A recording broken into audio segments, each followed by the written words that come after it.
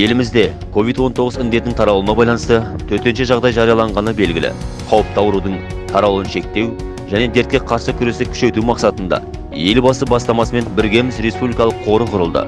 Бұл қорға Нұр Отан партиясы мен тұңғыш президент қоры, депутаттар, меценаттар, кәсіпкерлер қаржы бөлді.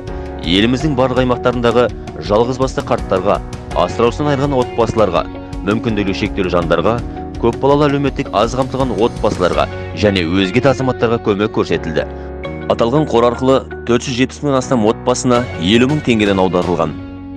Түркістан облысында 40 мыңнан астам отбасыға азық-түлік берілсе, Түркістан мен Кентау қаласындағы 17 мыңнан астам отбасы 50 мың теңгеден алды. Біз Біргеміз акциясы арқылы жәрдем көрсету белсенділігімен отбасыларды қамту көрсеткіші бойынша Нұр Отан партиясының Түркістан облыстық филиалы республикада 2-ші орынды иемденіп отыр. Біргеміз қоры есебінен Мақтаарал ауданындағы топан судан зардап шеккен Достық ауылының тұрғындары үшін 20 жаңа үйдің құрылысы жүргізіп жатыр. Оған 340 миллион теңге бөлінді. Партия тарапынан Мырзашөлге гуманитарлық көмек керуендері келді. Өңірдегі кәсіпкерлер, мәслихат депутаттары, партия мүшелері меценаттық танытты. Әсіресе осы көмекті үлестіруде 600-ден астам жас еріктілер, Жас Отан жастар қанатының өкілдері айрықша үлес қосты. Қиын кезеңде елдің жанынан табыла білген Нұр Отан партиясы осы бағыттағы жұмысты жалғастыра береді. Біз біргеміз.